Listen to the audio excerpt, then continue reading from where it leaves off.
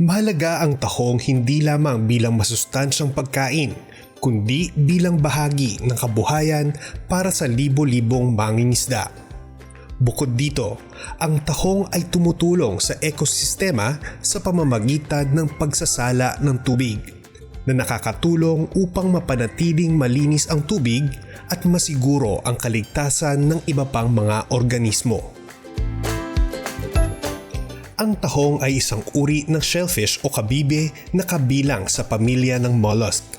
Karaniwang itong matatagpuan sa mga baybayin.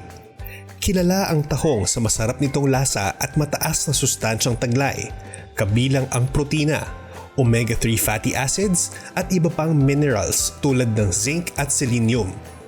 Ngayong araw, tayo ay matututo kung paano mag-alaga ng tahong simula sa pagpili ng breeders hanggang sa grow-out culture. Sa pagpili ng ating tahong na broodstock, may mga dapat tayong isalang-alang. No?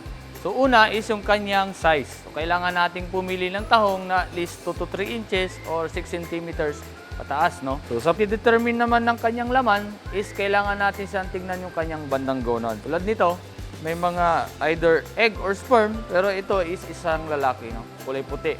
So ito naman po ay isang babae. No? So kailangan lang natin tingnan ulit yung kanyang gonad para ma-determine natin kung anong stage po niya. No? Ito naman is babae, is egg yung kanyang, nasa kanyang bandang gonad. No? So makikita natin yung mga most of the part of kanyang shell is covered ng egg pa. So ready to spoon na po siya. After nating malinisan yung ating tahong breeder, so ilalatag na natin siya sa tinatawag naming spawning tank. No? Mapapansin nyo, kulay puti siya kasi para mas madali siyang maobserbahan or makita kung mangitlog man ng lalaki or babae doon sa tangke. No? Hinihiwalay ng aking mga kasamahan na isa-isa para mas madali siyang maobserbahan. So, hayaan natin siya na matuyo or air dry for kahit 1 oras.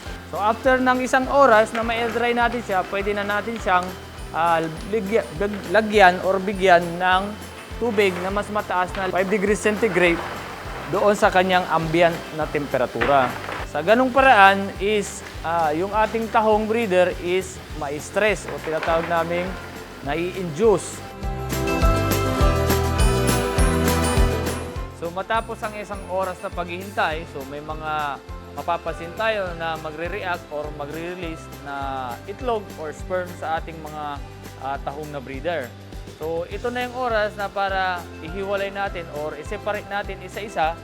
Ilalagay natin sa baso na kahit yung disposable cups lang para individually na ma-separate ng lalaki saka sa babae. So kukuha ulit tayo ng sample, bibilangin at doon na natin ibabase yung ating fertilization rate na 50 na sperm sa isang itlog. Makalipas po ang 1 oras na paghihintay, no? So mapapansin po natin yung ating mga tahong na nag-release na po or naglabas na po ng itlog or sperm or egg, no? So mapapansin natin yung kulay orange, no? So dito po natin makikita or pagbabasihan kung lalaki siya o babae. So itong kulay orange is kung makikita nyo is isa siyang babae. So yung lalaki naman, yung pagkakaiba niya is kulay puti or cloudy in appearance pag makikita nyo. So ito po is kukolektahin natin individually, so magkahiwalay siya. Yung lalaki, kukolekta natin sa basin na pang lalaki, so yung babae, kukolekta din natin sa basin na pang babae. Habang kinokolekt natin, supposed to be is ipifilter natin siya ng sieve ulit ng 70 micron tsaka 35 micron or 30 micron. Kung mayroon mang matira sa mga babae, kailangan lang natin siya na isprayhan ng squirt bottle na may filtered na seawater. So, meron tayong dalawang sample ng itlog dito ng tahong, no? Kung makikita nyo, meron tayong orange na kulay na itlog ng tahong and yung aking sa kabilang side is yung ating medyo maputlang itlog ng tahong. O ito yung sa left side ko, it is yung ating good eggs or yung ating kondisyon na itlog na tinatawag namin, no?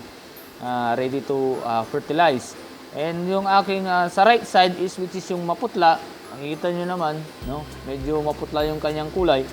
which is ito yung tinatawag naming bud eggs.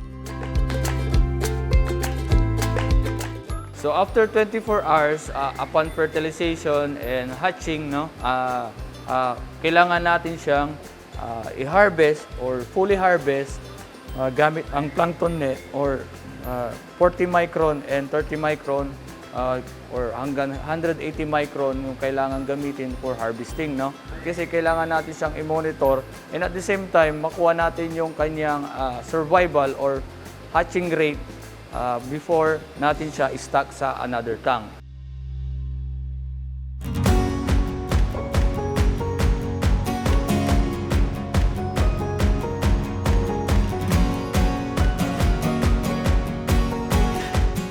Matapos po nating makolekta and ma-harvest po yung ating larva, so dito na po tayo sa laboratory para monitorin yung ating mga larva. Kukuha lang tayo ng 1 ml and ilalagay sa Sedgwick Raptor or yung aming slides na tinatawag. So bibilangin natin yun the whole 1 ml. So ito yung magisilbing basehan natin sa volume ng ating pinagkuhanan ng pinag-harvestan ng larvae, which is 1 ton. So after na magbilang, so kailangan natin siyang i-stock doon sa ating tangke gamit yung ating ideal or mga recommended na stocking density, so which is 10 per ml. So kung meron tayong 1 ton, so meron tayong 10 times 1,000 ay 1 million ml na tangke, magiging 10 million lagay natin na larvae doon sa ating bawat tangke. So after 24 hours, so, mag-hatch na po yung ating mussel larvae o yung ating tahong larvae, no? So, bale, ito na yung time na pwede na tayong magpakain ng ating brown algae, which is yung tinatawag naming Isochrysis galbana na kulay brown, no? Ito yung mostly na pinapakain namin during early stage ng ating larvae. So, maaari po natin siyang pakainin every day, twice, so at least 30,000 to 50,000 cells per larvae. So, kung ilan yung bilang ng ating larvae, ita-times lang natin sa 30,000. So, sa water management po ng ating tahong, no, tahong larvae, so maaari po natin siyang palitan, no, every 3 days. No? Palitan po natin siya gamit ang hose.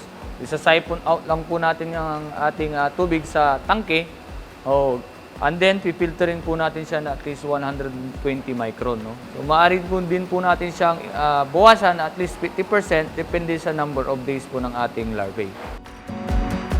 So, matapos mo nating alagaan ang ating tahong larvae ng 15 araw, maaari na po tayong maglagay ng ating mga substrate or tinatawag namin na net substrate sa ating mga tahong. Lalagay lang po natin ng ganito ang itsura. So, lahat ng part ng ating tangke is kailangan malagyan ng ating substrate na net. So, ito yung magsisilbing kakapitan ng ating mga tahong na PD villager ang stage. So, pagkatapos po nating mapakapit sa settling net, no? So, maaari na po natin siyang alisin individually and then i-transfer po natin sa ating table, no? So, maaari na po natin siyang i-bind gamit ang cotton gauze, no? After 3 days naman nito is matutunaw na yung ating cotton gauze. So, by the time naman na natunaw na yung cotton gauze natin, after 3 days, saka naman kakapit ulit doon sa ating PE rope number 20 or number 40.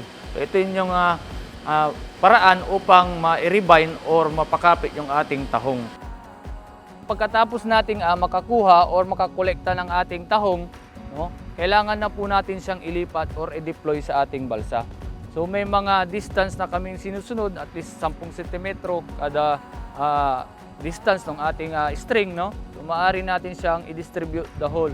So maaari tayong maglagay ng 300 to 500 na string sa isang balsa.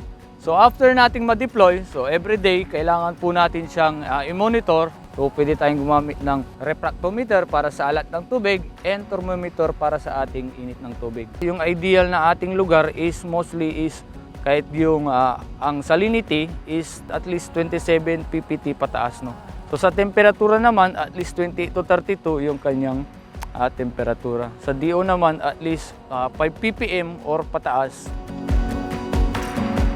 So makalipas ang 4 hanggang 8 buwan, so maaari po tayong makaharvest ng tahong na at least 1.25 metric ton. So isa't 25 or 1.25 na metric tons maaari nating maibenta, no?